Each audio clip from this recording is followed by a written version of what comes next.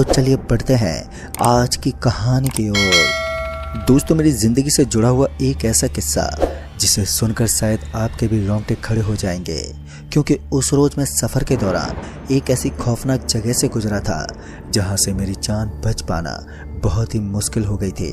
और जब किसी तरह मैं बच भी गया तो उसका खामियाजा मुझे आज भी भुगतना पड़ रहा है। तो आइए जानते हैं कि ऐसा क्या हुआ मेरे साथ जिसे मैं आज भी भुगत रहा हूँ। नमस्कार दोस्तों, मेरा नाम सुनील है और मैं बिहार के हमीरपुर का निवासी हूँ, जहाँ मैं अपने घर परिवार के साथ रहता हूँ। बात कुछ ऐसी थी कि उस रोज मैं कलकत्ता से अपने गांव का रुख कर रहा था। रात के ठीक 9:27 की मैंने ट्रेन पकड़ी, जिसमें सवार होकर मैं सफर तय कर रहा था। मगर मुझे क्या मालूम था कि मेरी जिंदगी के आने वाले पल कुछ भयानक दौर से गुजरने वाले हैं। खैर, इन सब का तो मुझे नहीं मालूम था, तो मैं तो बस अपनी सीट पर बैठे अपने सफर का आनंद ले रहा था। अक्टूबर का महीना था तो रात का मौसम काफी मजेदार था। ना ही तो ठंड का एहसास हो रहा था और ना ही तो गर्मी का। सफर में आग भी लग गई और मेरी आंख तब खुली जब ट्रेन ने ब्रेक लिया। मैंने खिड़की से बाहर झांक कर देखा तो मैंने पाया कि ये तो वही स्टेशन है जहां पर मुझे उतरना था। लिहाजा मैंने तुरंत ही अपना बैग लिया और स्टेशन पर उतर गया। ट्रेन ने भी अब जाने का हॉर्न दे दिया था तो मैं भी स्टेशन के मेन गेट की तरफ चल पड़ा। अभी मैं मेन गेट की तरफ बढ़ा ही था कि तभी मैंने नोटिस किया कि स्टेशन पर काफी सन्नाटा है। मुझे लगा छोटा स्टेशन है, इसलिए शायद यहाँ पर खामोशी पसरी हुई है। खैर, मैं ज़्यादा बिना सोचे समझे स्टेशन से बाहर निकला और किसी सवारी गाड़ी को ढूंढने लगा। मैंने अभी अपनी नज़र इधर उधर दौड़ाई ही थी कि तभी मेरे फ़ोन की रिंग बज उठी। मैंने फ़ोन देखा तो फ़ोन पर मम्मी थे, जो मुझे पूछ रहे थे कि मैं अभी कहाँ पर हूँ। तो मैंने उनसे कह दिया कि मैं अभी स्टेशन पर हूँ और किसी सवारी को ढूंढ रहा हूँ। इस पर मम्मी ने कहा कि तुम भूल से भी किसी लाल रंग के ऑटो में मत बैठना। मम्मी आगे कुछ और बोल ही रहे थे कि अचानक मेरे फ़ोन से नेटवर्क गायब हो गया। फिर मैंने अपना फ़ोन जेब में रख लिया और इधर उधर देखने लगा ताकि कहीं कोई सवारी मिल जाए। मैं थोड़ा और आगे गया ही था कि तभी मुझे दूर एक पेड़ के नीचे एक ऑटो खड़ा दिखा, जिसे देखते मैं उसके पास गया तो मैंने पाया कि ऑटो वाला कहीं दूर दूर तक नजर नहीं आ रहा था। तभी मैंने 2-4 आवाज़ भी दी ताकि वो यहाँ कहीं भी होगा तो वो आ जाएगा, लेकिन मुझे ना ही तो कोई आवाज़ आई और ना ही वो ऑटो वाला दिखा। अब मैं ये सोचने लगा कि अब इतनी रात को मैं घर कैसे पहुँचूँ। तभी मेरा ध्यान स्टेशन पर गया तो मैंने वो रात स्टेशन पर ही काटने की सोची। मैंने अभी स्टेशन की तरफ कदम बढ़ाया ही था कि तभी मुझे एक भारी आवाज़ सुनाई दी। अरे सुनो, क्या काम है? मैं वो आवाज़ सुनकर झट से पीछे पलटा तो मैंने देखा कि एक हट्टा कट्टा सा आदमी मेरे सामने खड़ा है। मैं उस आदमी को अचानक वहां देखकर सन्न रह गया था। पता नहीं वो ऑटो वाला अचानक ही कहां से आ टपका, क्योंकि अभी कुछ देर पहले तो ना तो वो आदमी था और ना ही उसके आने की कोई आहट सुनाई दी। ये सभी बातें मुझे हैरान कर रही थी।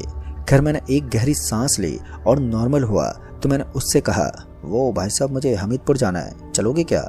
इस पर सीधा उसने मुझे बैठने को कहा। ना तो उसने किराए के बारे में पूछा और ना ही कुछ और। खैर, मैं भी सीधा बैठ गया और फिर शुरू हुआ मेरा उस रात ऑटो का खौफनाक सफर। रास्ते के दोनों तरफ घने पेड़ थे। रात तो थी ही काफी, तो अंधेरा अपनी चरम सीमा पर था। सन्नाटे से गुजरती हुई ऑटो डर का एक अलग ही एहसास करा रहे थे। मुझे डर था कि कहीं कोई चोर न मिल जाए, क्योंकि मेरे पास कुछ पैसे भी थे जो मैं अपने घर वालों को देने के लिए लाया था। तभी मेरा ध्यान ऑटो वाले पर गया तो मैंने देखा कि ऑटो वाला बिना कोई आवाज़ किए शांति से ऑटो चलाए जा रहा है। तो मैंने चुप्पी तोड़ते हुए कहा, भाई साहब, यहाँ कितना सन्नाटा है ना?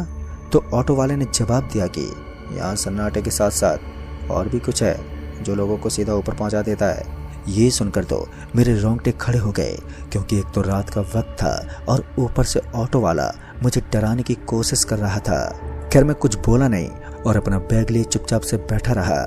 इसी बीच मेरी आंख लग गई और फिर जब मेरी आंख खुली तो मैंने पाया कि ऑटो रिक्शा खड़ा हुआ है, पर ऑटो वाला कहीं भी दिखाई नहीं दे रहा था। मैं घबरा गया कि ये ऑटो वाला आखिर कहाँ चला गया। मेरी आंखें अभी उस ऑटो वाले को ही तलाश रही थी कि तभी मेरे पैरों तले जमीन खिसक गई। मेरा रोम रोम बुरी तरह से थरथरा उठा। मेरा दिल जोरों से लगातार धड़के जा रहा था। मेरी हिम्मत नहीं हो रही थी कि मैं ऑटो से उतरकर यहाँ से भाग निकलूं।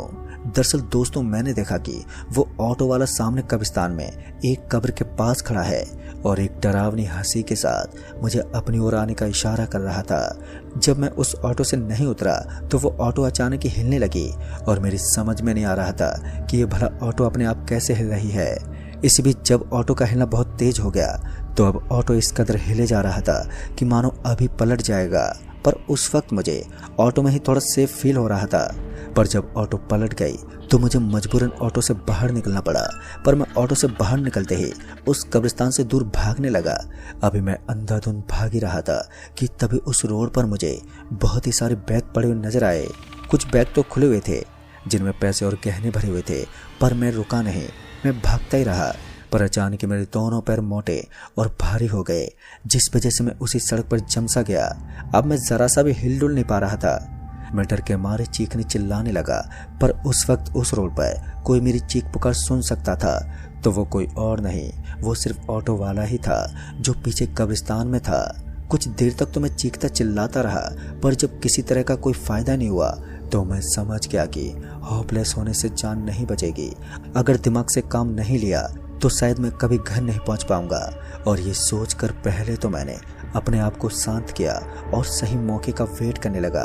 अभी मैं शांत खामोश उस रोड पर खड़ा अपने आसपास ही देख रहा था कि तभी एक लाठी लिए बौनी बुढ़िया आई और जब उसने कहा चल मेरे साथ, तो पता नहीं कैसे मैं अपने आप ही उसके पीछे पीछे जाने लगा। और जब मैं उस बौनी बुढ़िया के पीछे पीछे वापस से उसी कब्रिस्तान में पहुंच गया तो उस ऑटो वाले को वहीं खड़ा देखकर मेरी हिम्मत थोड़ी डगमगा गई। पर अचानक वो ऑटो ड्राइवर उस बौनी बुढ़िया को देखकर वहां से भाग खड़ा हुआ। उसे वहां से भागता देखकर मेरे चेहरे पर छाई सीकन थोड़ी कम तो हुई, पर वहीं दूसरा अहम सवाल ये था कि मगर वो ऑटो वाला इस बौनी बुढ़िया से डर के भागा क्यों, और ये बौनी बुढ़िया है कौन। अभी मेरे मन में ये सब सवाल ही चल रहे थे कि तभी उस बौनी बुढ़िया ने अपनी वो लाठी कब्रिस्तान के एक कब्र पर इतनी जोर से मारी कि वो लाठी उस कब्र में आधी धंस गई। अभी मैं उस कब्र की तरफ ही देख रहा था कि तभी उस बौनी बुढ़िया ने मुझे उस लाठी को पकड़ने को कहा। और जैसे मैंने उस लाठी को पकड़ा तो मेरे हाथ से खून बहने लगा जो उस लाठी से होते हुए उस कब्र के अंदर जाने लगा। ये देखकर मैंने अपने हाथ उस लाठी से हटाने की कोशिश की, पर मैं हटा ही नहीं पाया। कुछ देर में मेरे शरीर से इतना खून निकल गया कि मेरी आंखों के आगे अंधेरा छाने लगा। और जब मैं नीचे गिर पड़ा तो उस बौनी बुढ़िया ने मुझे मेरे सर के बालों से पकड़ा और घसीटते हुए कहीं पर लेकर जाने लगी। वहीं मैं इतनी कमजोरी महसूस कर रहा था कि मैं बड़ी मुश्किल से अपनी आंखें खोल पा रहा था। इसी बीच घसीटे जाने की वजह से मैं बेहोश हो गया और जब मेरी आंख खुली तो मैं किसी गहरे गड्ढे में था जिसमें काला चिपचिपा सा कुछ था जो मेरे पूरे शरीर में लगा हुआ था। मैंने किसी तरह अपने आप को संभाला और उस गड्ढे से बाहर निकला तो आसपास मौजूद कब्रों को देखकर ये साफ हो गया कि मैं अभी भी उसी कब्रिस्तान में ही हूँ, पर कब्रिस्तान के किस हिस्से में ये तो मुझे नहीं पता चल रहा था। चारों तरफ ही कब्रें थी जिस वजह से मुझे समझ में नहीं आ रहा था कि मैं किस ओर जाऊं। अभी मैं अपने चारों तरफ ही देख रहा था कि तभी मुझे वहां उन पेड़ों के पीछे से कुछ लोग निकलते हुए नजर आए जो मेरी तरह उस काले चिपचिपे चीज से सने हुए थे। मैं अभी उन्हीं को देख ही रहा था कि तभी वो बौनी बुढ़िया वहां पर आ गई और उसके आते ही वहां पर बहुत ही तेज गर्म हवा चलने लगी। देखते ही देखते मेरा पूरा शरीर जो काले चिपचिपे चीज से भींगा हुआ था अब वो सूख के सख्त हो गया, जिस वजह से मैं किसी जिंदा मूर्ति की तरह बन गया और मेरे साथ साथ वो बाकी के लोग भी ठीक मेरी तरह ही हो गए। इसी बीच वहां मौजूद कब्रें चटकने लगी। एक के बाद एक दिलों को झंझोर कर रख देने वाले मंजरों को देखकर अपने आप पर भी भरोसा नहीं हो रहा था और जो कुछ हो रहा है वो सच है भी या नहीं। फिर जब वो बौनी बुढ़िया एक एक करके सभी भूत बने लोगों को चटके कब्रों पर लेटाने लगी तो मैं ये सोचने लगा कि आखिर ये बौनी बुढ़िया चाहती क्या है। अगर हमें मारना ही है तो एक बार में क्यों खत्म नहीं कर देती, ऐसे नौटंकी क्यों कर रही है। फिर जब उस बुढ़िया ने मुझे भी एक कब्र पर लेटा दिया तो अचानक मेरे आंखों के आगे अंधेरा पसर गया और उस अंधेरे के पसरते ही वो सरसराती हवा भी एकदम से रुक गई और वहां पर एक गहरी खामोशी पसर गई। फिर जब मैंने अपने हाथ पैरों को हिलाया तो मैंने पाया कि मैं अपने हाथ पैरों को हिला पा रहा हूँ। मैं फौरन उठा और वहां से जाने के लिए खड़ा हो गया, पर दिक्कत ये थी कि अभी भी मुझे कुछ दिखाई नहीं दे रहा था। पर मैं अंदाजन चलता रहा और जब मैं चलते चलते किसी से टकरा गया तो पहले तो मैं डर गया था, पर जब मुझे उस आदमी ने कहा क्या भाई अंधे हो क्या, तो वो आवाज़ सुनकर मुझे लगा कि कोई इंसान है। मैंने तुरंत ही कहा, नहीं भाई, पर अभी दिखाई नहीं दे रहा है। आप मुझे मेरे घर छोड़ देंगे तो बहुत मेहरबानी होगी। जिस पर उस आदमी ने मेरे घर का पता पूछा। फिर मेरे पता बताने के बाद वो आदमी बोला, ये तो यार काफ़ी दूर है। आप ऐसा करो, आज रात आप मेरे घर चलो, कल सुबह मैं आपको आपके घर पहुंचा दूंगा। मुझे भी उस वक्त उसके साथ जाना ही ठीक लगा और मैं उसके साथ चल पड़ा। वो मेरा एक हाथ पकड़े लेकर जा रहा था। तभी उसने कहा, आपको पता है यहाँ पर इस वक्त लोगों को एक बौनी बुढ़िया दिखती है। वो लोगों को अपने साथ कब्रिस्तान में ले जाती है और वहीं उन्हें मार डालती है। उस आदमी के मुंह से उस बौनी बुढ़िया के बारे में सुनकर मैं उसे डराना नहीं चाहता था। फिर उसने आगे उस बौनी बुढ़िया के बारे में बताया कि बहुत पहले वो बौनी बुढ़िया अमावस की काली रात को उसी कब्रिस्तान की एक कब्र से बाहर निकली थी और उसके बाद से वो जिसे भी दिख जाती है वो मारा जाता है। क्योंकि एक बार तो मैं भी उस बुढ़िया के हत्थे चढ़ गया था। अभी वो आदमी मुझे अपनी बात बताने ही वाला था कि तभी एक गाड़ी से मेरी जोर की टक्कर हो गई और उस टक्कर में मैं अपने होश खो बैठा। और जब मुझे होश आया तभी मुझे कुछ दिखाई नहीं दे रहा था। अच्छी बात तो ये थी कि मेरे घर वाले मेरे साथ थे। उस टक्कर में मेरे हाथ पैर भी टूटे पर मैं कुछ महीनों में ठीक हो गया। हालांकि अभी भी मेरे आंखों की रोशनी नहीं लौटी है, पर पता नहीं क्यों मुझे हर रात उस बौनी बुढ़िया के सपने आते हैं जो मुझे बार बार उसी कब्र पर लिटाती नजर आती है। पर दोस्तों, पता नहीं वो आदमी कौन था जो मुझे उस रात अपने घर पर लेकर जा रहा था और उस एक्सीडेंट में उस आदमी के साथ क्या हुआ ये तो मुझे नहीं मालूम। खैर दोस्तों, जो कुछ भी हुआ बहुत ही बुरा हुआ। तो दोस्तों, इस कहानी में बस इतना ही। कहानी आपको पसंद आई हो तो वीडियो को लाइक शेयर जरूर कर दें और साथ ही हमें नीचे कमेंट बॉक्स में जरूर बताएं। जल्द ही मिलूंगा ऐसी एक और नई कहानी के साथ। तब तक के लिए बाय एंड टेक केयर।